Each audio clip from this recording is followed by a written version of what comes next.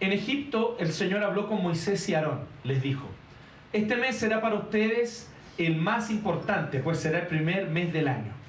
Hablen con toda la comunidad de Israel y díganles que el día 10º de este mes todos ustedes tomarán un cordero por familia, uno por cada casa.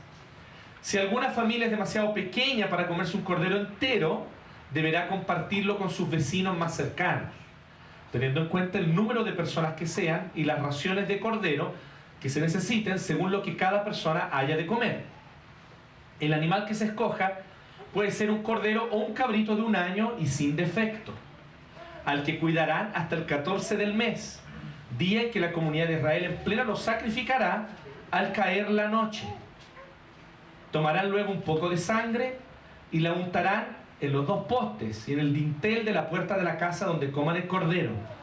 Deberán comer la carne esa misma noche, asada al fuego y acompañada de hierbas amargas y pan sin levadura. No deberán comerla cruda ni hervida, sino asada al fuego, junto con la cabeza, las patas y los intestinos. Y no deben dejar nada. En caso de que algo quede, lo quemarán al día siguiente. Comerán el cordero de este modo: con el manto ceñido a la cintura, con las sandalias puestas, con la vara en la mano y deprisa. Se trata de la Pascua del Señor. Este es un día que por ley deberán conmemorar siempre. Es una fiesta en honor del Señor y las generaciones futuras deberán celebrarla. Durante 7 días comerán pan sin levadura, de modo que deben retirar de sus casas la levadura el primer día. Todo el que coma algo con levadura desde el día 1 hasta el 7 será eliminado de Israel. Celebrarán una reunión solemne el día 1 y otra el día 7. En todo ese tiempo no harán ningún trabajo, excepto preparar los alimentos que cada uno haya de comer. Solo eso podrán hacer. Celebrarán la fiesta de los panes sin levadura, porque fue ese día cuando los saqué de Egipto, formados en escuadrones. Por ley, las generaciones futuras siempre deberán celebrar ese día. Comerán pan sin levadura desde la tarde del día 14 del mes primero hasta la tarde del día 21 del mismo mes. Durante 7 días se abstendrán de tener levadura en sus casas. Todo el que coma algo con levadura, sea extranjero o israelita, será eliminado de la comunidad de Israel. No coman nada que tenga levadura. Donde quiera que vivan ustedes, comerán pan sin levadura. Convocó entonces Moisés a todos los ancianos israelitas y les dijo: vayan enseguida a sus rebaños, escojan el cordero para sus respectivas familias y mátenlo para celebrar la Pascua. Tomen luego un manojo de hisopo, mójenlo en la sangre recogida en la palangana, unten de sangre el dintel y los 2 postes de la puerta, y no salga ninguno de ustedes de su casa hasta la mañana siguiente. Cuando el Señor pase por el país para herir de muerte a los egipcios, verá la sangre en el dintel y en los postes de la puerta y pasará de largo por esa casa. No permitirá el Señor que el ángel exterminador entre en las casas de ustedes y lo hiera. Obedezcan estas instrucciones. Será una ley perpetua para ustedes y para sus hijos. Cuando entren en la tierra que el Señor ha prometido darles, ustedes seguirán celebrando esta ceremonia. Y cuando sus hijos les pregunten: ¿qué significa para ustedes esta ceremonia?, les responderán: este sacrificio es la Pascua del Señor que en Egipto pasó de largo por las casas israelitas. Hirió de muerte a los egipcios, pero a nuestras familias les salvó la vida. Al oír esto, los israelitas se inclinaron y adoraron al Señor. Y fueron y cumplieron al pie de la letra lo que el Señor les había ordenado a Moisés y a Aarón.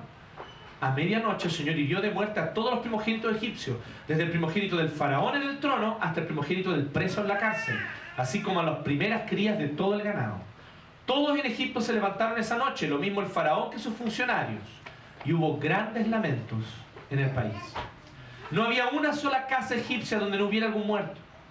Esa misma noche mandó llamar el faraón a Moisés y a Aarón y les ordenó: largo de aquí, aléjense de mi pueblo ustedes y los israelitas.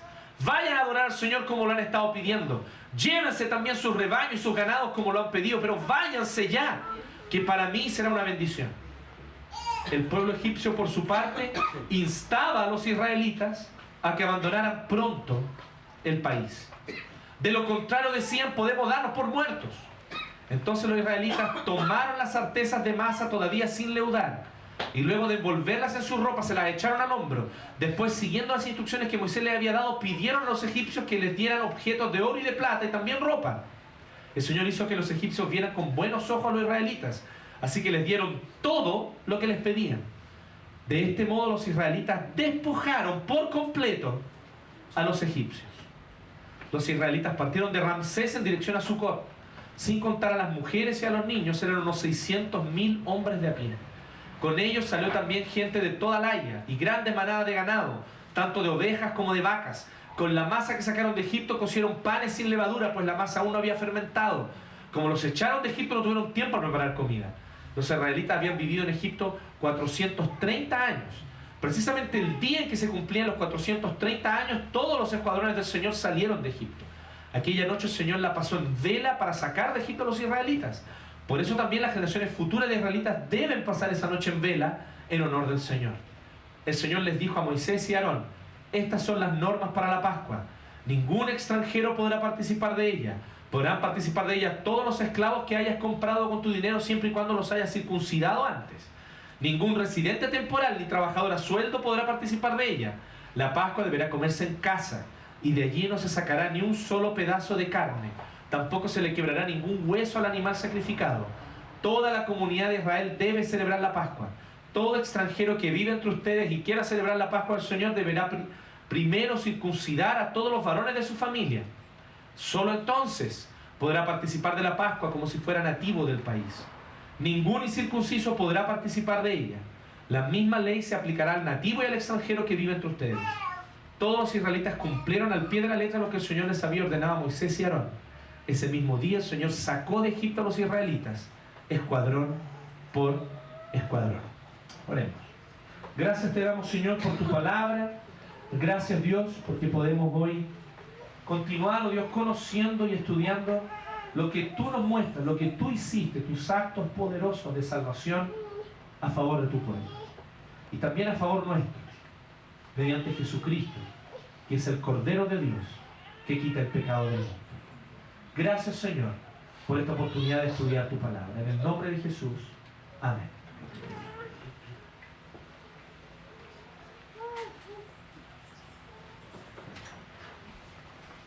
Bien. Así que, bien, se va a empezar con un bien. Ok. Vamos a empezar con un ok. Hoy día vamos a hablar sobre cuando Dios da lo mejor. Cuando Dios da su mejor, lo mejor que Él puede dar.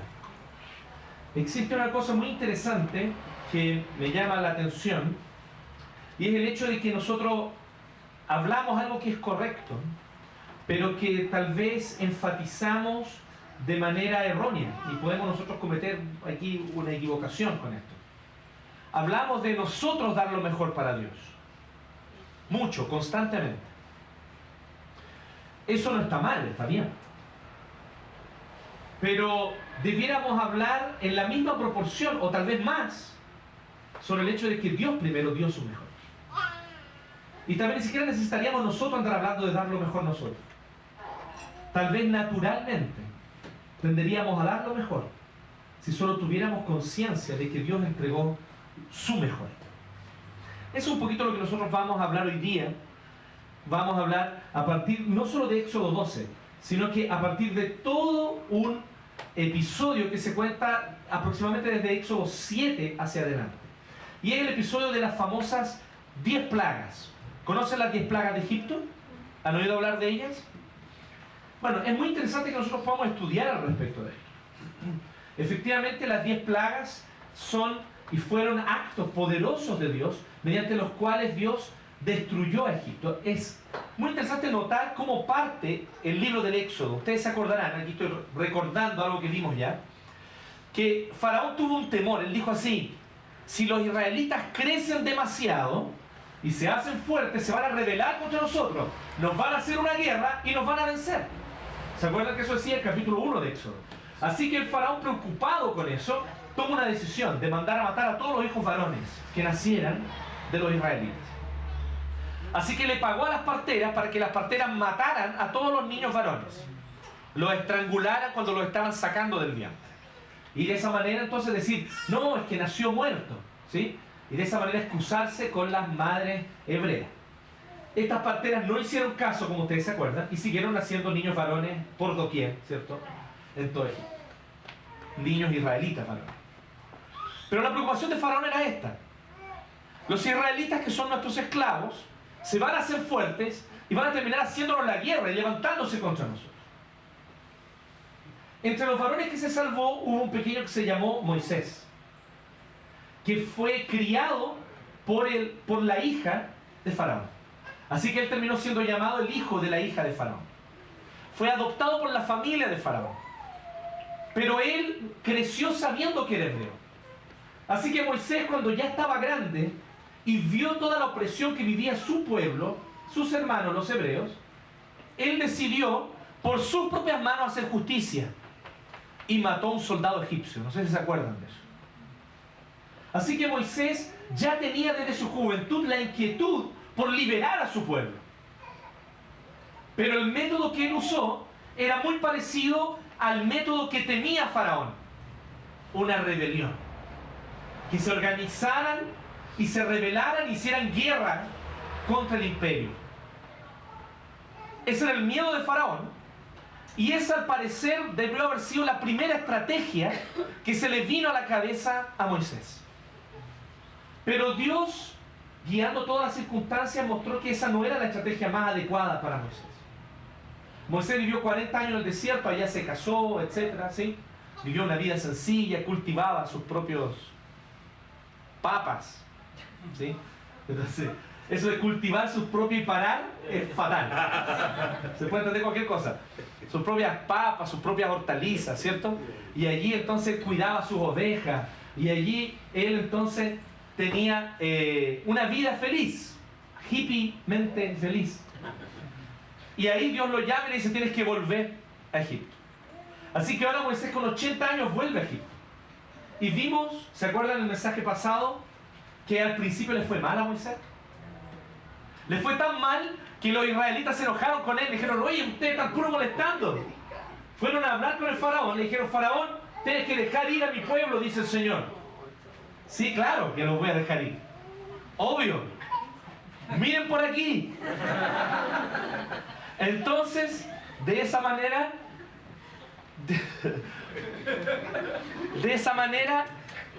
los israelitas, en primer lugar, se enojaron con Moisés y con Aarón. Y lo consideraron que estos tipos venían en realidad a puro molestar. Así que Moisés obviamente se queja delante del Señor, pero el Señor entonces dice: yo tengo ese plan, que Faraón se endurezca, que su corazón se endurezca. Así que prepárate, esto es solo el inicio. Es entonces donde viene el episodio de las 10 plagas. Las plagas son muy interesantes, porque nosotros vemos que comienza con que Dios le dice así a Moisés: Moisés, con tu vara toca el río Nilo, y el río se va a convertir en sangre. Y él fue, tocó el río y se convirtió en sangre el río. Faraón se asusta y llama a sus magos, y los magos hacen algún tipo de truco y también logra convertir agua en sangre. Entonces ahí Faraón dice: oh, no, y se endurece su corazón. Al día siguiente entonces viene Moisés y dice: mire, ya no quiere hacer caso, entonces se convirtió el Nilo en sangre. Y ustedes se imaginan cómo era esto. Este es el río principal de Egipto, ese es el río principal de Egipto. Entonces, al ser todo de sangre, mueren los peces que estaban ahí adentro, mueren todos los seres vivos que estaban ahí. El olor, la podredumbre, ustedes ya se pueden imaginar, ¿sí? Ese olor a perro muerto podrido, ¿cierto?, por todo Egipto. Así que llega entonces Moisés y le dice: ahora entonces van a venir ranas. Y van a haber tantas ranas que ustedes van a abrir la olla y van a haber ranas en la olla. Ustedes van a abrir la despensa y van a salir las ranas de la despensa. Faraón no hizo caso. Y llegaron las ranas. Se llenó de ranas por todos lados. Y así, una plaga tras otra. ¿Bien? ¿Qué es lo interesante de las plagas? Lo interesante de las plagas, y es por eso que es lo primero que yo quiero que hoy día hablemos, vamos a hablar 4 cosas hoy día, es que cada una de las plagas fue la humillación pública de un dios egipcio. No de uno, a veces de varios. Por ejemplo, el río Nilo era considerado un dios. Y había un dios del río Nilo. Convertirlo en sangre era hacerlo totalmente inútil para la vida. En vez de convertirse en esta agua, en vez de ser esta agua cristalina, que da vida, y de hecho eso era el Nilo. El Nilo era conocido justamente por eso. Aquí ustedes que se acuerdan de las clases de historia por allá, ¿cierto? Se acordarán de lo importante que era el Nilo cuando crecía, ¿cierto? Entonces los campos se hacían cultivables, y ahí entonces los egipcios podían cultivar en los campos cerca del Nilo. Así que el Nilo era una fuente de vida, de sustento para los egipcios, así que lo adoraban como un dios. Pero en vez de ser sinónimo de vida, fue sinónimo de muerte, cuando Moisés hirió con su vara el río Nilo. Esa es la lógica por detrás. Viene Moisés y toma la vara y hiere al río Nilo. Y el río Nilo se desangra por días. Interesante, ¿no? Yo quiero que nosotros veamos toda la idea performática por detrás de esto. ¿Cuántos de ustedes han visto los Juegos del Hambre? ¿Conocen los Juegos del Hambre? Véanlo, hermano. Una exhortación pastoral para ustedes. En los Juegos del Hambre hay una actualización de la historia del Éxodo. Y una de las cosas interesantes es que está esta figura libertadora, que es la sinsajo, ¿cierto? Que es, ¿cómo se llama? Katniss, gracias, Katniss. Bacán, Katniss. Y Katniss entonces quieren hacer de ella, el grupo rebelde, ¿cierto? Hacen de ella una especie de marketing con ella, ¿cierto? Quieren vender una imagen, pero una imagen que sea al mismo tiempo algo real y que promueva una revolución. Así que hacen todo el uso de los temas mediáticos para poder comunicar. La verdad es que yo creo que ahí, en ese punto, los Juegos del Hambre no está tan equivocado. Yo creo que lo que Dios le mandó a hacer a Moisés fue una campaña publicitaria contra los dioses de Egipto. ¿Ya? Para que no se imaginen un montón de piedritas chicas juntas armando una figura. Mosaico de Moisés. La performance mosaica consiste, por lo tanto, en ir revelando que los supuestos dioses temidos, adorados, amados en Egipto, porque les dan sustento, porque los previenen de las plagas, porque los cuidan, porque les da vida, estos dioses no son más que criaturas, que el único Dios verdadero tiene total y absoluta soberanía sobre ellos. Y destruye a esos dioses y los humilla cuando quiere. ¿Qué es lo interesante al final de estas 10 plagas? ¿Ustedes se fijaron al final del 2 hacia el final cuando estábamos leyendo el texto? Dice que los israelitas despojaron a Egipto por completo y se fueron. La expresión utilizada ahí tiene que ver con guerra. Cuando un pueblo se levantaba contra otro pueblo y los vencían, entonces los despojaban de todo mediante la guerra. Los israelitas terminaron finalmente despojando a Egipto, pero sin guerra, sin revolución. Dios hizo todo. ¿No les parece interesante eso? Al final hubo una guerra, podemos decir, pero de Dios contra los egipcios, no fue de los hebreos contra los egipcios. Y ahí los egipcios no tuvieron ninguna oportunidad. Ni una. Observemos a los dioses egipcios y cómo cada una de las plagas apuntaba a uno de esos dioses. Está un poco chico ahí, pero bueno, se los voy a leer. Primera plaga, el río Nilo se convierte en sangre. Posibles dioses involucrados, Hapi, que no es de happiness, es a warm gun. Hapi, dios del Nilo, y Khnum, guardia o guardián del Nilo. Estos dioses por lo menos fueron humillados. Eran dioses Hapi o Hapi, que era el dios del Nilo en sí, el Nilo que ellos adoraban, y Khnum, que guardaba el Nilo para que no ocurriera nada malo. Bastó con que Moisés hiciera así con la vara, ¡chum! ¿Cierto? ¿No es maravilloso eso? Sangre. Se acabó. ¿Dónde estaba Khnum para cuidar el Nilo? Durmiendo estaría. ¿Dónde estaba Hapi? Sangró, se desangró por el día. Ranas. Había una diosa con forma de rana, Ect. Y esta diosa en forma de rana muy adorada por ellos. Es muy interesante esto, porque tendría al parecer la consecuencia de traer prosperidad a los hogares. Los que adoraban o cuando adoraban a la diosa en forma de rana era para que sus hogares prosperaran. Y es interesante de que hay como una burla, por lo tanto. Entonces, como si Moisés le dijera, bueno, ya que tienen tanta prosperidad, ahí tienen prosperidad, po.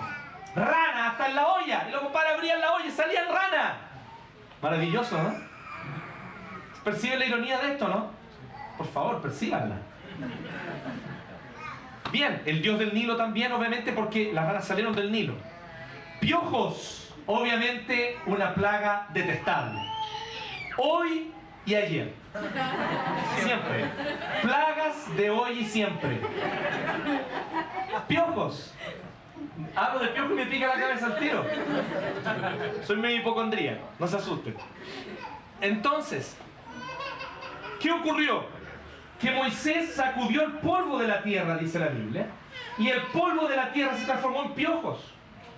Y los piojos entonces inundaron todo Egipto. Chuta, y estaban todos llenos de piojos. Así que esto parecía como un pre-kinder, ¿no?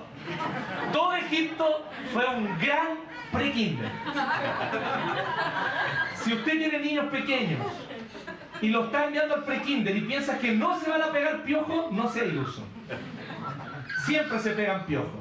¿Está bien? Siempre. Ok. Pero el dios de la tierra fue humillado ahí. Se transformó en algo desagradable. La tierra, el polvo de la tierra. Moscas. Había un dios en forma de mosca. Esto de egipcio. Había un dios en forma de mosca. ¿Sí? Llamado Huachit.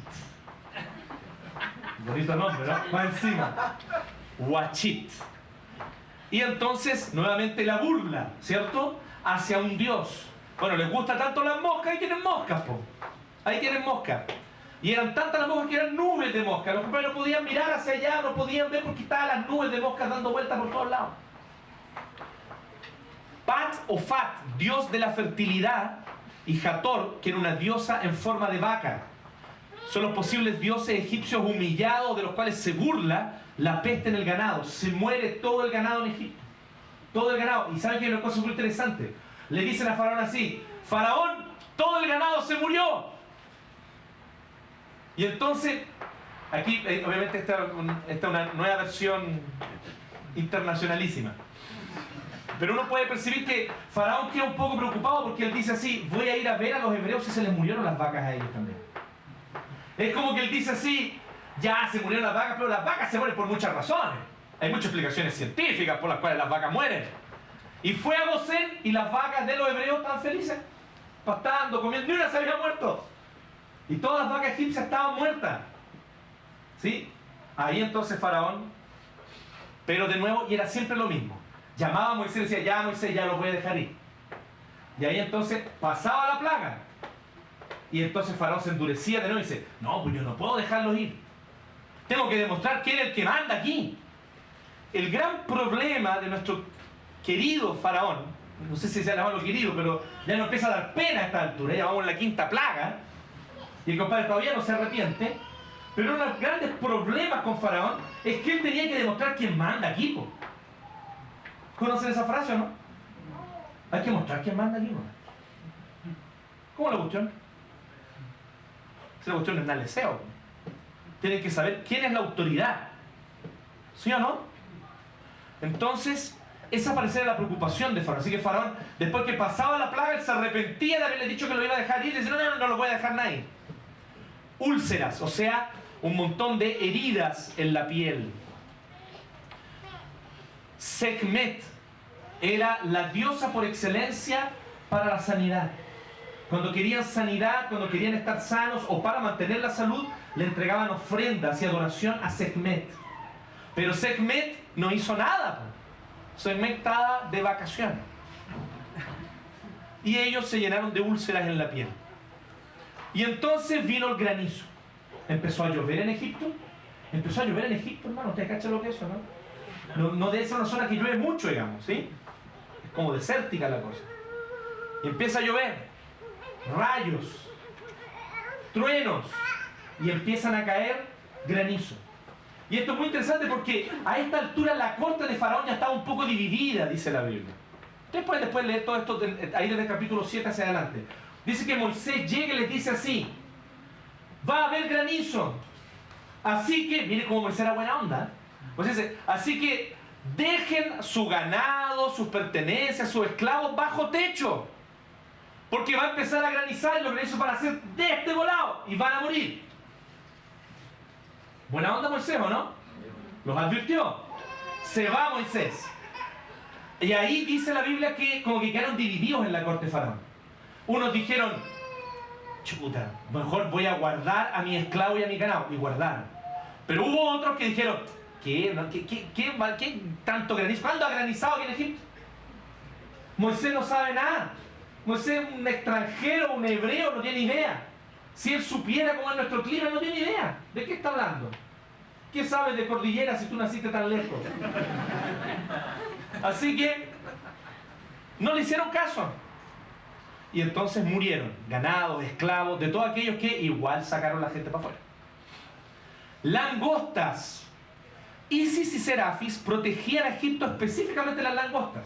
Tenemos que pensar, antigüedad, sociedades primarias y principalmente agrarias. Las langostas eran fatales, porque la langosta se come todo, cualquier cosa verde se la come. Hasta las poleras de Nox. Todo lo que es verde se lo comen. Y quedaron mirándome la polera y decían, ya comer la polera del pastor. Probablemente. Así que era muy importante tener unos dioses especializados en langostas. ¿Sí?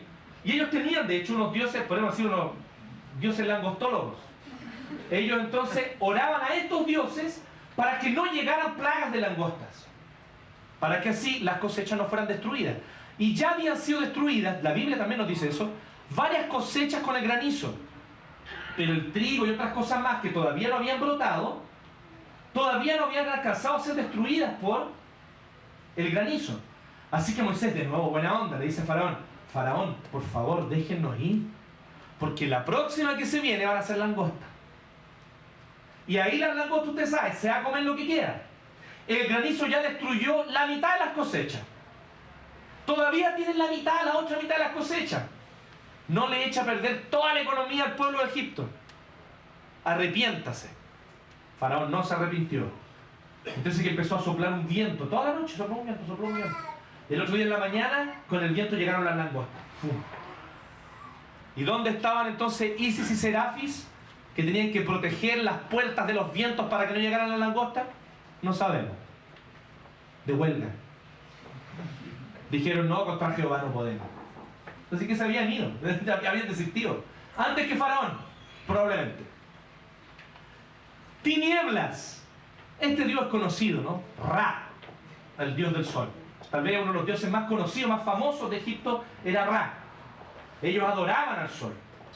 Y el dios del sol es muy importante. O sea, del sol vienen muchas cosas. Del sol viene, ¿cierto? No solamente la luz, sino el calor. Permite entonces que las cosechas maduren. O sea, el sol marca las estaciones. No, o sea, hay miles de beneficios. Y adoraban al sol estos tipos. Muy común, además que era una adoración muy común en casi todos los pueblos antiguos. De alguna forma se adoraba al sol.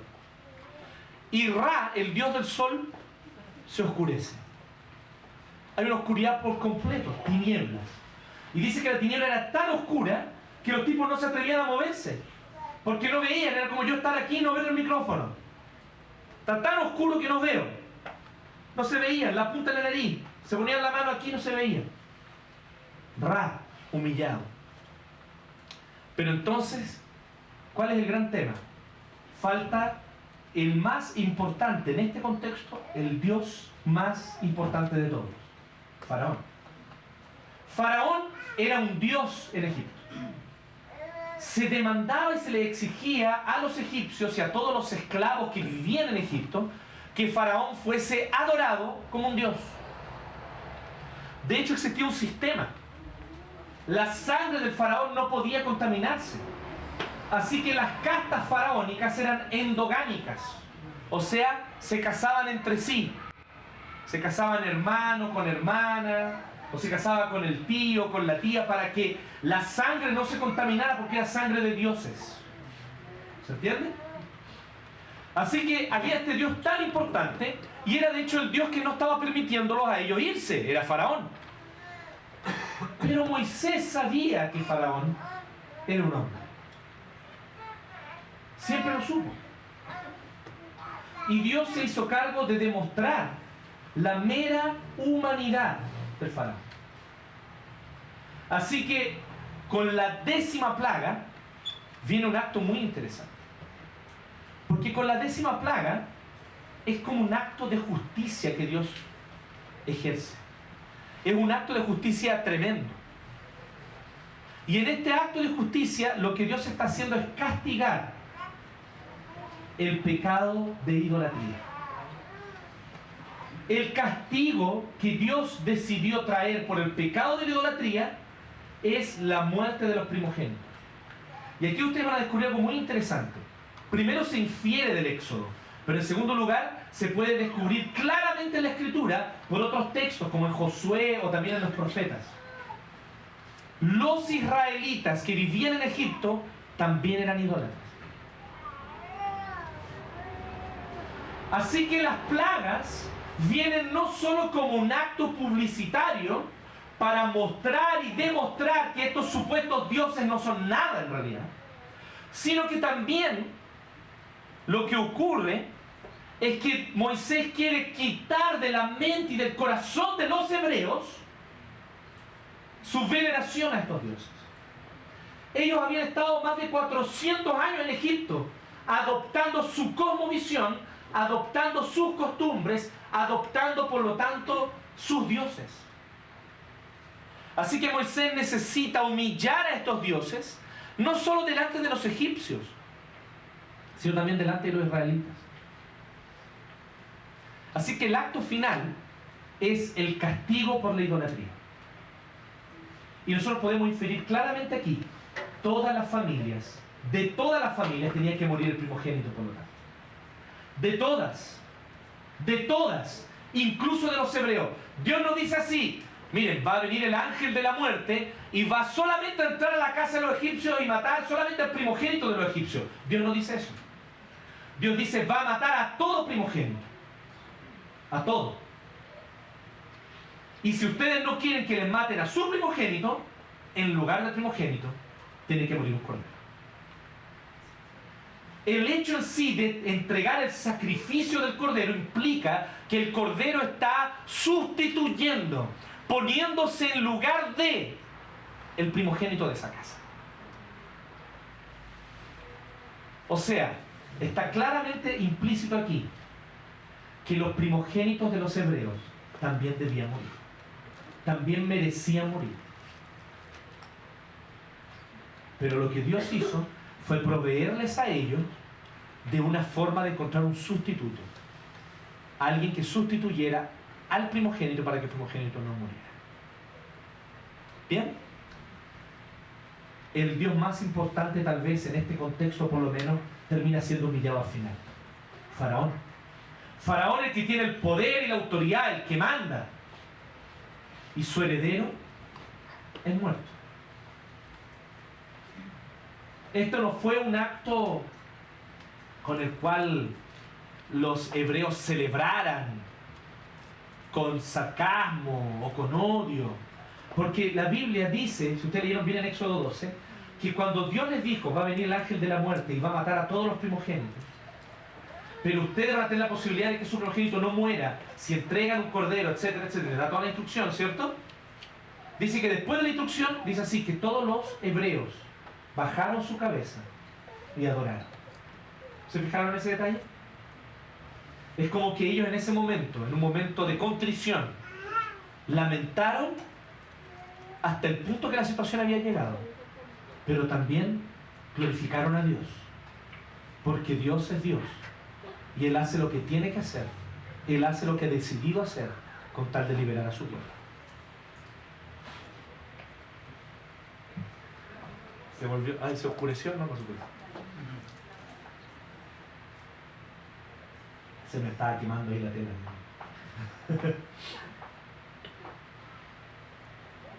¿Qué es lo que esto y cómo esto guarda alguna relación con nosotros?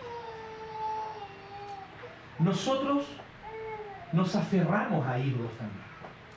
Ustedes dirán, oye, pero la práctica de la idolatría y del politeísmo es una práctica de pueblos primitivos y antiguos, pueblos que no tienen tal vez una instrucción como nosotros en un contexto más moderno, pueblos que adoran tótems que tienen imágenes de madera, de oro, de plata, de yeso. Nosotros no hacemos eso, nosotros somos una sociedad moderna donde nosotros no adoramos este tipo de ídolos. Se engañan. La verdad es que un ídolo, Martín Lutero dijo esto muy interesantemente, dijo que un ídolo es todo aquello, toda persona, relación o cosa en la cual tú pones tu confianza en lugar de Dios.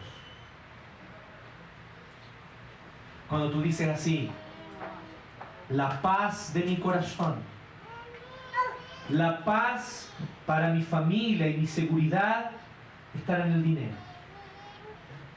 Si yo tengo dinero, una cuenta con suficientes ahorros para poder enfrentar gastos inesperados de todo tipo,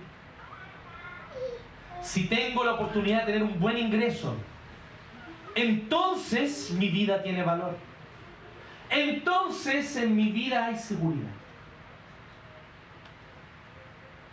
Para algunos es muy importante, tal vez más que el dinero, el estatus. Como en esta pituca sin lucas, ¿no? Que a lo mejor perdió la plata, pero no puede perder el estatus. Y ahí ya es fatal, no perder el estatus es el fin. Atroz. Así que, evidentemente que para algunos el estatus es muy importante. Yo tengo que mantener mi estatus. Y en una sociedad, en muchos aspectos la sociedad chilena es tan premoderna, ¿no? Ni siquiera es moderna, es premoderna. Una sociedad premoderna donde, por ejemplo, una sociedad donde los apellidos son importantes, una sociedad premoderna, eso es medieval. ¿Verdad? Eso es propio de la mentalidad medieval, cuando habían escudos de familia, ¿se acuerdan? Así como yo soy un caballero nombrado por el rey. Eso es medieval, po. En una sociedad moderna lo que importa es tu emprendimiento personal, ¿cierto? Tu propio valor en cuanto a tu trabajo. Nosotros somos súper medievales en eso. Entonces, muchas veces la gente tiene esa cosa así. No, yo tengo un estatus, por lo menos tengo un estatus. ¿Sí? ¿Por qué no? Porque mi abuelo fue no sé cuantito, de no sé cuánto, del no sé cuánto, un apellido como de 20 palabras, ¿cierto? Entonces, oh, sí, qué importante. Pero hay un Dios ahí. Esto me da valor, esto me da identidad. Yo soy importante porque tengo estatus.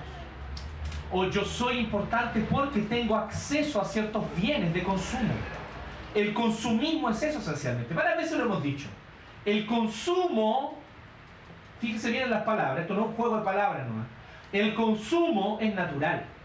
Es parte de la vida humana. Tenemos que consumir. Consumir es comer. Consumir es poder usar algo para vestirme, ¿cierto? Y se gastan las ropas y, en fin. Consumo es parte natural de la vida. Consumismo, ismo, es hacer del consumo un Dios. Y ahí está el problema. El consumismo es el problema. Cuando yo hago del consumo un Dios. Entonces, muy interesante porque, bueno, algunos de ustedes no sé si todos sabían, pero ayer estuve dando una prueba en Sao Paulo. Llegué ahora en la mañana. El Javier era el más feliz, porque si yo no llegaba, el Javier tenía que predicar. Cuando lo llamé, Javier dijo, ¡oh, compadre, gracias! Estaba desde las 5 de la mañana trabajando el pobre. Así que, y entonces me desocupé y dije, voy a ir a comprar algo a la gloriosa Galería del Rock de Sao Paulo, que es una galería espectacular, donde el rock se transformó en objeto de consumo. Básicamente es eso, se me quedamos con cuenta. Entonces, de hecho, ya los dueños de la tienda son casi todos chinos, que no tienen idea de rock. Son los chinos que deben escuchar todo el día así como, sí, Cristo me ama, porque son chinos cristianos, generalmente, ¿sí? Ok, bien. ¿Conoces Sí, Cristo me ama, no? Sí, Cristo me ama. Ok, es un himno antiguo. Entonces, que es chino, ¿no, pastor? ¿Esa es la melodía? ¿Sí? Oh, pensaba que el pastor me iba a confirmar. Dice que la melodía es china, ¿sí? Entonces, así que uno llega allá. ¿Y con qué me encontré? Me encontré con todos estos rockeros antisistémicos. Comprando porque la Navidad estaba cerca. Tengo que comprar el último disco de Sumisión. No. De Sumisión, ya está bien. tengo que comprar la polera de... Y ahí está, entonces, esa polera que dice odio el consumo, tengo que comprarla. Son las paradojas de nuestra generación. ¿Sí? It's my generation. ¿Sí? Así que es la paradoja en la cual nosotros vivimos y nos estamos apuntando con el dedo a otros, digamos. Nosotros, yo, estamos en esa paradoja. ¿Sí? Entonces, en este contexto uno se ve, hay ídolos. Hay ídolos que abrazamos y decimos, esto me da valor. Si yo tengo acceso a esto, entonces mi vida tiene sentido. Soy un miserable, un pobre. Soy alguien sin valor. Soy alguien que merece ser pisoteado en la calle como un escupo. Si es que no tengo acceso a consumir ciertas cosas. Si es que no tengo posibilidad de ir al Starbucks. Mi vida no tiene valor porque no puedo ir al Starbucks. ¿Sí? Por ejemplo. Entonces, uno empieza a darse cuenta que efectivamente esto se torna un Dios. Consumismo, dinero, poder, prestigio, una buena reputación entre los demás, que las demás personas me miren y me vean y digan, oye, qué bueno eres. ¿Conocen ese ídolo? Es bacán. Ese ídolo es uno de los ídolos más amados, adorados y venerados de los contextos evangélicos. El ídolo de la reputación. ¿Sí? Y lo interesante es que se enseña desde los púlpitos con el siguiente argumento manipulador. Cuide tu testimonio, hermano. Estaba leyendo yo a un profesor emérito del Reformed Theological Seminary. Se llama Steve Brown. Steve Brown está loco. Y por eso me cayó bien el tiro. Y Steve Brown dice, el argumento del testimonio ha sido uno de los instrumentos más útiles en las manos de los manipuladores religiosos. El tema del testimonio se exalta como si fuera un valor por sí mismo. Se sacan textos de contexto. Y lo interesante es que en realidad nadie está preocupado del testimonio ante el mundo. Eso es mentira. Están preocupados del testimonio frente a otros cristianos que se van a escandalizar. Y que en buena onda no van a perder la salvación porque te ven haciendo algo estúpido. Lo interesante es que la gente del mundo quiere cristianos genuinos. Por lo tanto, el argumento del testimonio es totalmente inválido para ellos. Ellos quieren saber quién eres tú de verdad. Y el poder del Evangelio es demostrar que esto no se trata de cuán bueno eres tú, sino de todo lo bueno que fue Cristo. Que siendo tú miserable, con las mismas o peores tendencias caídas que los demás, Dios te amó, te salvó y te hizo por gracia su Hijo. Ese es el testimonio que la iglesia tiene que dar. Pero ahí empieza el argumento, cuida su testimonio, cuide su testimonio. Entonces empezamos nosotros a manipular. Y en los contextos evangélicos adoramos, veneramos como los egipcios adoraban a Ra.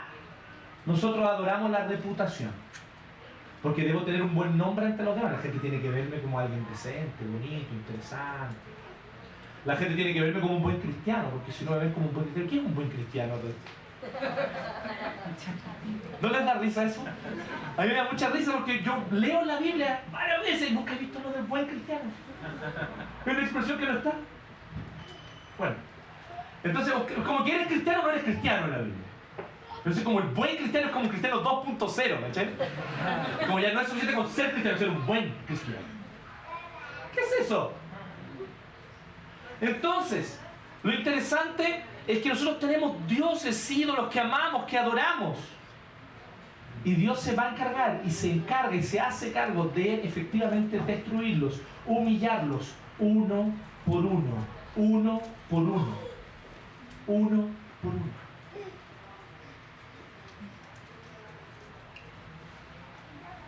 Así que, en segundo lugar, Dios nos da su provisión de libertad y perdón. A través del Cordero de la Pascua, Dios provee la libertad que el pueblo necesitaba. Dios provee la libertad que el pueblo necesitaba. ¿Cómo lo hace? El Cordero de la Pascua,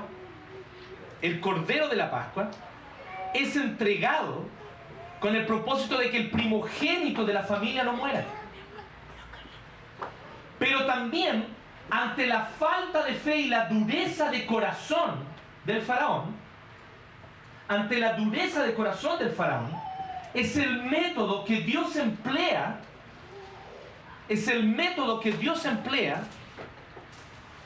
para poder humillarlo, matando a su primogénito.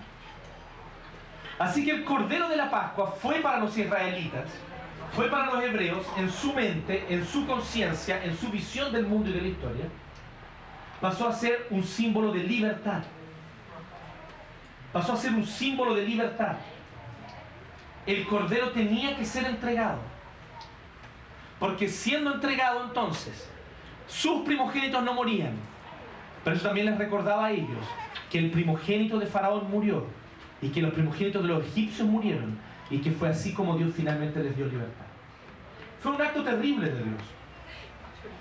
Pero tenemos que tomar mucho cuidado, porque yo he escuchado algunas críticas así: ¡ah, que Dios fue tan cruel! ¿Cómo viene y mata al primogénito de la gente? Dios les hizo 9 advertencias antes. 9. ¿A cuántos de nosotros nos dan 9 advertencias en la pega antes de echarnos? 9. ¿Sí o no? A no ser que trabaje con el papá de Limón, que tiene el corazón muy bueno. Pero la gente normal, no buenos cristianos como él, la gente normal no te esperan, no te dan 9 advertencias. Son 2, son 3. Dios le dio 9 advertencias a Faraón. 9. Y Faraón no hizo caso. Faraón, su corazón se endurecía cada vez más. Era el plan de Dios desde el inicio, nosotros ya lo vimos. Dios le había dicho a Moisés que eso iba a pasar. Pero es así como finalmente ellos son libres. Pero también ellos pueden, y la vida de su primogénito es perdonada por causa del sustituto. Este cordero que es puesto en lugar de los primogénitos es la posibilidad de que, por lo tanto, ellos puedan vivir lo que es el perdón de Dios. El pueblo hebreo, el pueblo israelita, era tan idólatra y tan pecador como los egipcios. Esa es la verdad que Dios está diciendo con el acto del Cordero Pascual. Mediante el acto del Cordero Pascual, lo que Dios está diciendo, lo que Dios está anunciando es esto: los hebreos son tan pecadores como los egipcios. Los hebreos son tan idólatras como los egipcios. Ustedes pueden comprobar después eso en Josué. Si en el libro de Josué me da un discurso y dice así: los dioses que nuestros padres adoraban en Egipto, ellos adoraban toda esa cantidad de dioses. Entonces habla respecto de eso. Ellos eran idólatras. Y entonces les dice que a través del acto del Cordero Pascual, Dios le está diciendo a los hebreos: ustedes también merecen condenación, pero yo los voy a librar a través de un sustituto. Y eso es lo que Dios da. Dios da su mejor. Dios da lo mejor que Él tiene. ¿Por qué? Porque Él le dice así a los israelitas: tomen un cordero, el mejor, sin defecto. Tomen un cordero y entréguenlo. Y ese cordero no le van a romper ni un hueso.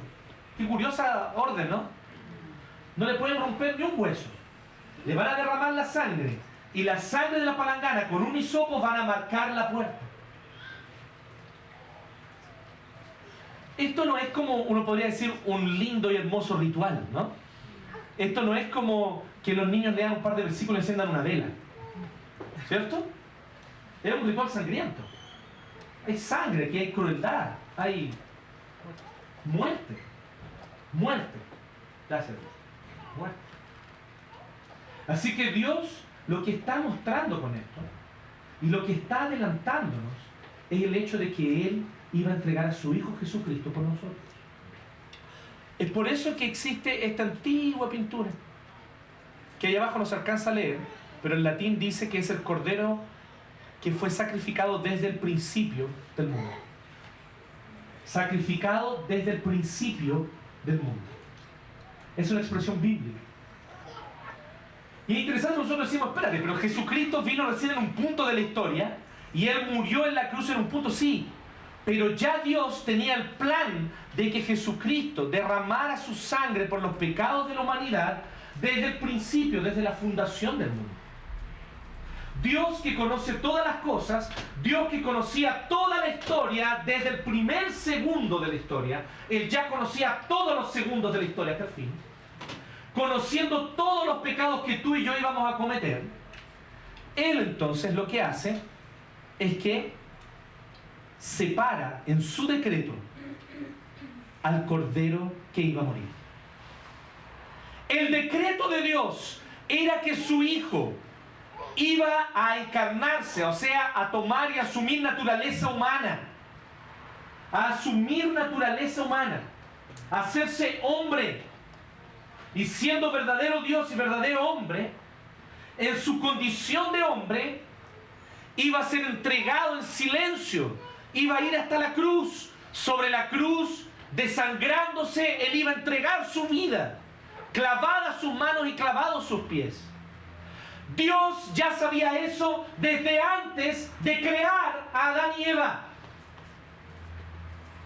Porque Dios sabía desde el inicio, desde antes de la fundación del mundo, cómo iba a desarrollarse la historia de la humanidad.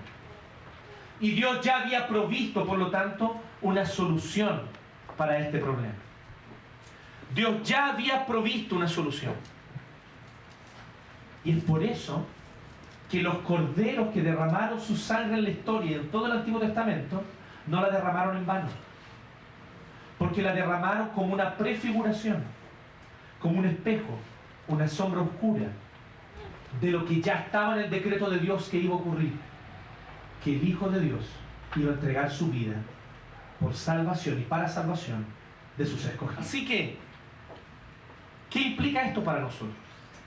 Nosotros somos invitados a recordar su liberación. ¿Se fijaron todo el ritual que iban a tener que hacer todos los años? De ahí en adelante, de hecho, efectivamente los judíos tienen que celebrar la Pascua todos los años. Es probablemente la fiesta o una de las fiestas más importantes del calendario judío hasta el día de hoy. Es donde empieza el año para ellos. Y esta fiesta de Pascua es celebrada de una característica muy interesante. Dios ordenó que la celebraran en casa. No que fueran al templo, al tabernáculo a celebrarla. Es la fiesta más importante y Dios les dice, celébrenla en sus casas. No les dice, juntémonos todos a una celebración centralizada. Les dice, celébrenla en sus casas. Y allí en sus casas, ellos tenían que preparar pan sin levadura y comer un cordero con hierbas amargas. Todo el cordero tenía que ser asado. Todo el cordero. Se le sacaba la sangre y se asaba todo el cordero, incluyendo la cabeza. Todo. Y lo que no se comían era entonces quemado. Y deben pasar toda esa noche en vela. Porque Dios pasó toda la noche en vela sacando al pueblo de Egipto. Sacando al pueblo de Egipto. Dice la Biblia que a los hebreos ni siquiera los perros les ladraron esa noche. Interesante, ¿no? Uno siempre va redescubriendo cosas, ¿no? Entonces, mientras preparaba el mensaje y todo, estaba preparando el mensaje, tenía ahí las cosas ya. Y en la mañana venía para acá, para la casa, y iba leyendo el texto. Y de repente me doy cuenta que dice que a los hebreos, a los israelitas, ni siquiera los perros les iban a ladrar. Dios los cuidó toda esa noche. Hasta en un detalle tal vez tan mínimo podríamos pensar como ese. Pero lo que Dios hizo, solo me preocupa que no se vaya a electrocutar. Con los primogénitos de la historia es suficiente. Entonces, somos invitados nosotros a recordar el Evangelio continuamente. Porque en el fondo, ¿qué es lo que Dios está anunciando aquí? Le está anunciando el Evangelio a ellos. Previamente. Es un preanuncio a través de un símbolo, a través de un ritual. Pero este símbolo, este ritual simboliza a Cristo. Y es por eso que ningún hueso del Cordero tenía que ser quebrado. Porque ningún hueso de Jesucristo fue quebrado cuando Él murió en la cruz. Interesante, ¿no? Es por eso que debía consumir entero el cordero. Porque todo Jesús lo entregó por completo. Jesús se entregó por completo, fue consumido entero por la ira de Dios sobre la cruz. Este cordero marca con su sangre las vidas de aquellos que creemos. ¿Tú crees en Cristo? Tu vida está marcada con la sangre de Jesucristo. Por lo tanto, la muerte, la condenación, el infierno no tienen poder sobre ti. El anuncio del Evangelio es que Dios ha traído perdón total, absoluto sobre tu vida. Porque la sangre que Jesucristo entregó cubrió todo tu pecado. La muerte de Jesucristo satisfizo la ira de un Dios justo. Un Dios justo debe castigar el pecado. Un Dios justo debe traer condenación sobre el pecador. Un Dios justo debe enviar al pecador al infierno. Pero ¿sabes por qué no lo hizo en mi vida y por qué no lo hace en tu vida, tú que crees en Cristo? Porque Jesucristo sobre la cruz vivió las penas del infierno en su alma. Cuando el Padre se apartó de él.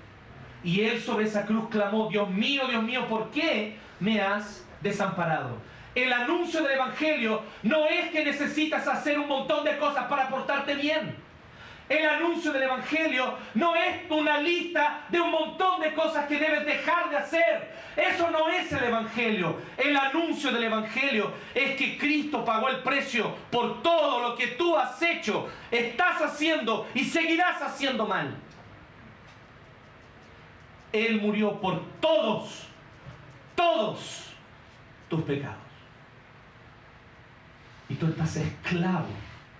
Tú vives esclava. Porque por alguna razón sin sentido tú insistes en vivir preso cuando Dios ya te hizo libre. En vivir esclavo y amarrado cuando Dios ya te liberó. Pecas y tu corazón no solamente se entristece por el pecado, lo cual es natural en la vida de un cristiano, es más, debe ser así. Pero muchas veces tu corazón te condena y te dice: ahora sí que Dios no te va a amar más. Ahora sí que vas a necesitar portarte muy bien para que Dios a cambio pueda volver a mirarte con agrado. Pero la noticia del Cordero es que la sangre perfecta del Cordero perfecto, del Hijo de Dios puro, santo, sin pecado y sin mancha, te cubre y me cubre delante de Dios. Así que cuando Dios te mira, cuando Dios me mira, no me está viendo a mí con todo mi pecado, con toda mi falla, con toda mi mediocridad, que es evidente. Dios cuando me mira cubierto de la excelencia, la hermosura, la perfección de Cristo.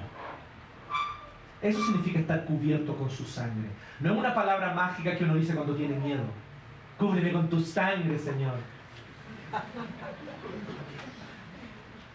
No es un abracadabra de la vida cubrir con la sangre. Estar cubierto de la sangre de Cristo es un acto de justificación.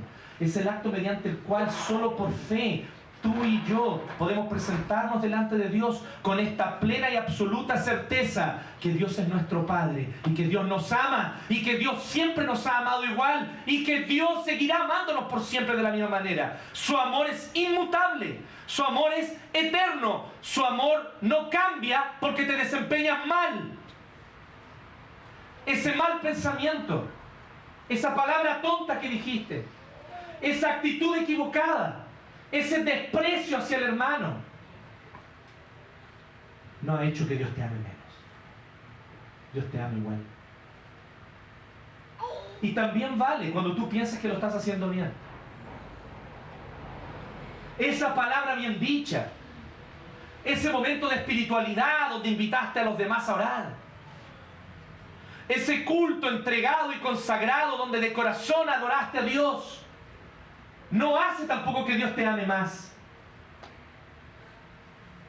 Dios te ama de una manera tan perfecta y tan completa que es imposible que te ame más de lo que te ama. Ya te ama, pero eternamente. Y nada de lo que tú hagas o dejes de hacer hará que Él te ame más ni te ame menos.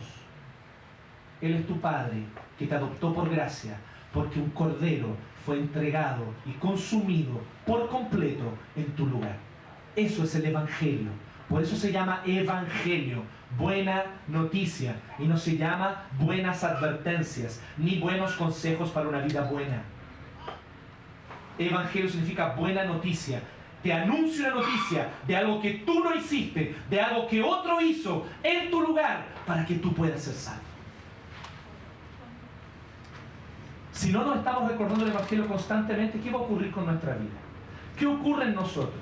Nos empezamos a desviar del Evangelio, nos empezamos a perder del Evangelio, empezamos nosotros a fijarnos en otras cosas, empezamos incluso a esmerarnos y esforzarnos por ser buenos. Tengo que ser bueno, tengo que ser bueno, tengo que ser decente, tengo que ser ejemplar, tengo que dar testimonio. Y eso se convierte en un peso, en una carga, en un dolor constante, en una esclavitud. Es que ¿qué van a pensar de mí? Es que ¿qué van a decir de mí? Así que con ese peso, con esa falta de libertad, vamos viviendo nuestra vida. Y yo sé lo que muchos de ustedes han hecho. Yo sé lo que muchos de ustedes hacen. Porque algunos de ustedes me han contado. Otros de ustedes tal vez no me lo han contado, pero no me es difícil deducirlo. Han buscado cosas para sustituir a Dios en su corazón como ídolos.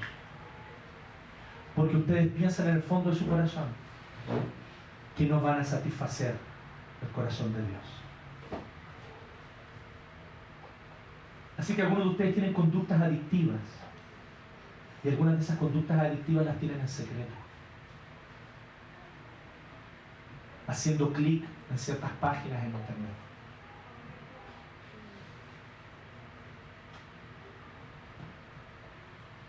Buscando en una relación superficial tras otra un cariño y un amor que tú crees que Dios no te va a dar. Tal vez cargando en tu corazón con el rechazo de un padre que no te amó, que no te cuidó y que no estuvo presente cuando lo necesitaba.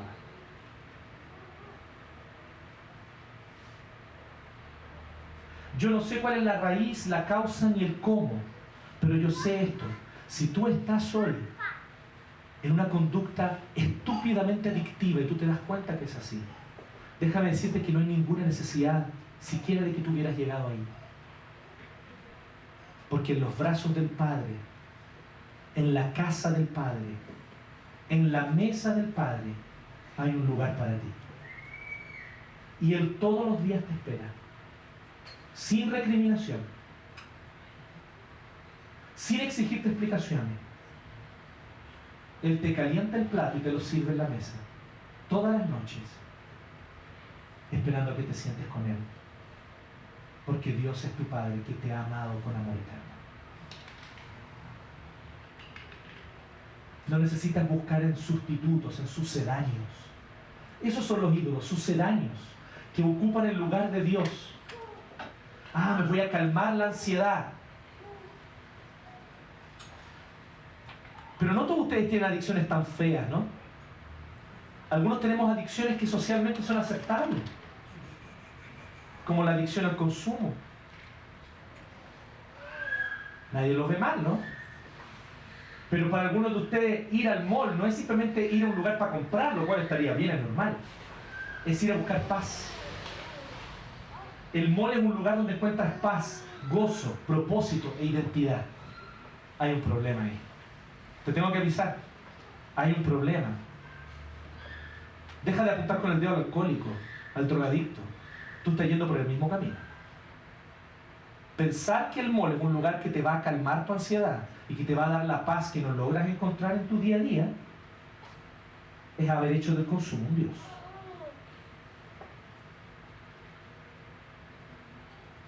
Ten cuidado. Es un camino peligroso y altamente adictivo.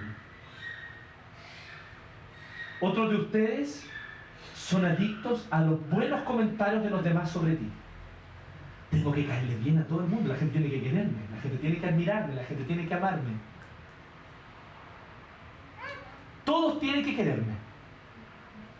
Así que hago un esfuerzo por caerle bien a todo el mundo y ser el buena onda y el chico que todos quieren. Pero hay una adicción por detrás, hay una idolatría. Si es que alguien me dice así, ¿sabes qué? No me gusta lo que dices. Oh, mi vida se viene abajo. Mi vida pierde sentido porque el propósito por el cual yo vivo es que agradar a los demás, que la gente se agrade de mí. Así que si a alguien no le agrada algo que digo, si a alguien no le agrada algo que hago, es como que mi vida se derrumba. ¿No hay allí un ídolo?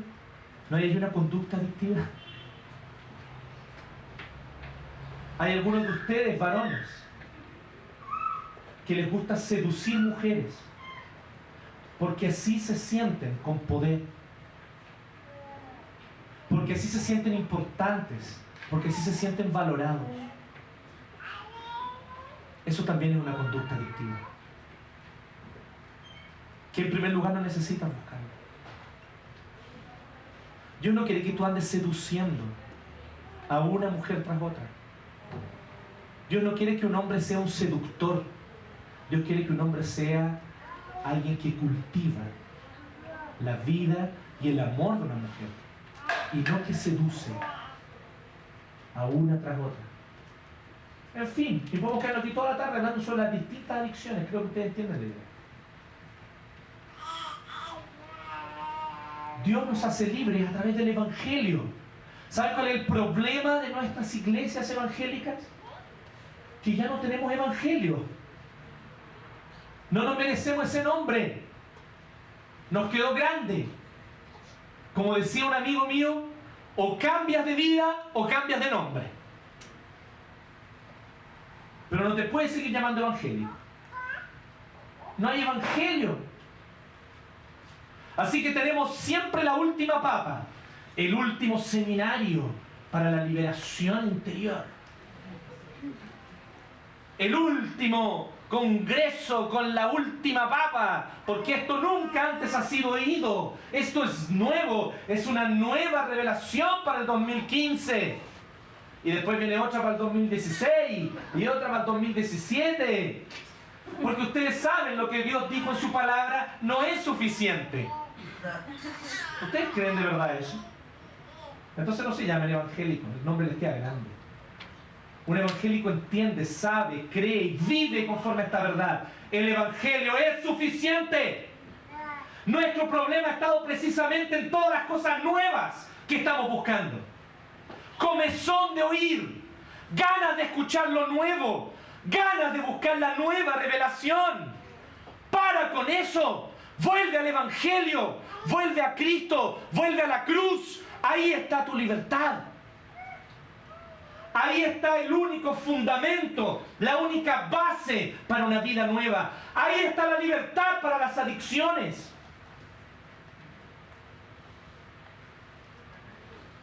¿Qué seminario de sanidad interior hicieron los pentecostales en los años 30, 40 para sacar a miles del alcoholismo en Chile? Ni un seminario de sanidad interior. Les predicaban el evangelio nomás. Y le decían, deje el alcohol, hermano. Y chao. Y no había nada más ahí. Ni un secreto, ni un seminario. Nunca le pagaron a un conferencista extranjero para que viniera. Ellos iban allá a los bares y se ponían cara dura en la puerta del bar a sacar a la gente. Evangelio, hermanos. Evangelio. Esa es la esencia de lo que somos. Y tenemos que estarnos recordando continuamente eso. Por lo tanto, viviendo el perdón como una marca distintiva de nuestra vida. Viviendo con esta plena certeza, he sido perdonado por Dios. Y como Dios me ha perdonado, yo puedo perdonarte también. Puedo ser libre del dolor que hay en mi corazón por el abuso que sufrí. Puedo perdonar al abusador.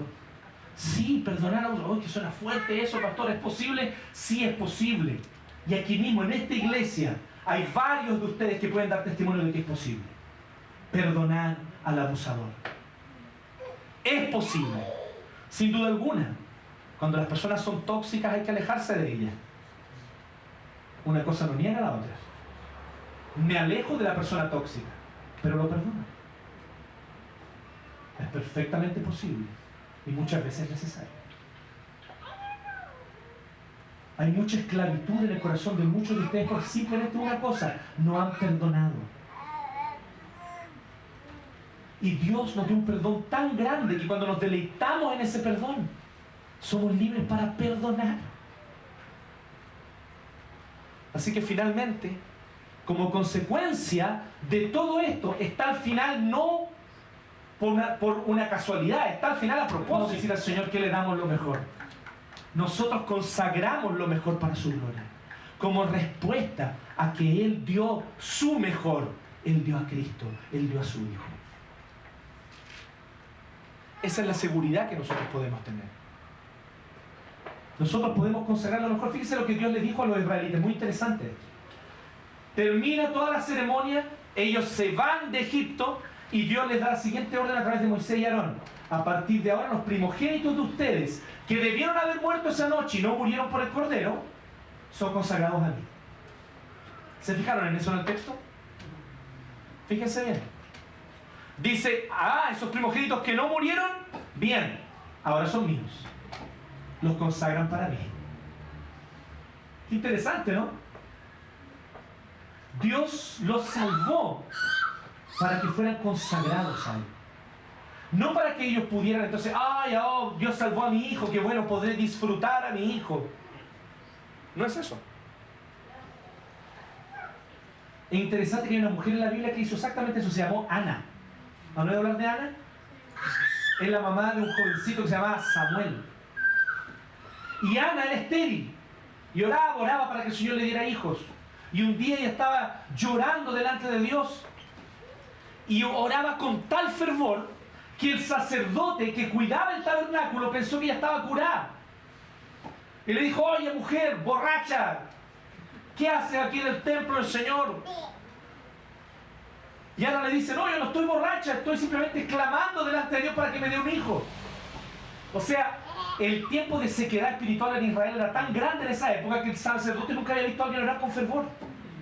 Y cuando la vio orar tan fervorosamente pensó que estaba curada. Y ella entonces dice: yo estoy pidiendo al Señor que me dé un hijo porque yo no puedo tener hijos. Así que el sacerdote le dice: ok, ande para tu casa tranquila, el Señor te va a conceder lo que tú le pedís. No sabemos muy bien si su sacerdote se lo dijo así como para que se fuera o se lo dijo como una palabra profética. No sabemos. Tal vez las dos cosas. Sí, porque Dios es así. Tal vez le dijo así: sí, Dios te lo va a dar. Y Dios se lo dio. Dios hace esas cosas, ¿no? Entonces, ella vuelve al año siguiente contando la noticia que tenía el bebé. Tuvo un bebé y hizo lo siguiente: apenas yo lo destete, te lo voy a traer. Y tú lo vas a criar aquí en el tabernáculo para que sea consagrado al Señor. ¿Ustedes cachan lo que es? La mujer clamó para que Dios le diera un hijo. Cuando Dios le da un hijo, ¿cuál es la respuesta de ella? Entregar al hijo para que lo críen los sacerdotes, para que sea un sacerdote para el Señor. ¿Saben cómo se llama eso? Eso se llama adoración. De ahora en adelante, piénsalo 2 veces antes de decir que estás adorando. Ana estaba adorando. Eso es adoración. Clamé pidiéndole a Dios que me diera un hijo. Me lo dio y se lo consagré. Renuncié a Él para que Dios se glorifique. ¿Cuántos haríamos eso? Yo sé quién haría eso. Un adorador de verdad. Adorar no es solamente cantar con emoción. ¿Se fijan? Adorar es más que eso. Es esto: consagrar lo mejor para la gloria de Dios. Así que esto es lo que nosotros podemos aprender hoy. Dios humilla a los ídolos. Dios da su provisión de libertad y perdón. Y nosotros respondemos a las iniciativas de Dios. Recordamos su liberación constantemente y consagramos lo mejor para su gloria. Esa es la idea. Si ustedes se fijan, los 2 primeros, iniciativas de Dios. Los 2 segundos, respuesta nuestra. Dios toma la iniciativa, siempre es así. Pero ante la iniciativa de Dios, ¿cómo le vamos a responder hoy día? Que el Señor nos dé sabiduría para responderle bien. Oremos. Gracias te damos, Señor, por tu palabra. Gracias, Señor, por tu sacrificio. Gracias, Señor, porque Jesucristo entregó su vida por nosotros. Te alabamos, Dios. Te alabamos, Señor, también, porque así como tú liberaste al pueblo de esa esclavitud tan terrible por la que vivieron por más de 400 años, tú hoy también quieres liberarnos de aquellos que nos esclavizan, de aquellos hábitos que nos esclavizan, de aquellas formas de pensamiento que nos esclavizan. Oramos en el nombre de Jesús pidiéndote, haznos libres por tu poder, por tu gracia y para tu gloria. En el nombre de Jesús. Amén.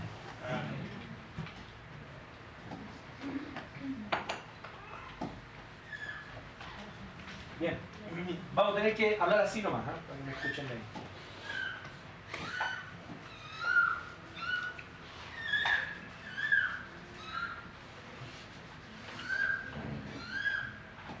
Lo interesante de que hoy día justamente hayamos recordado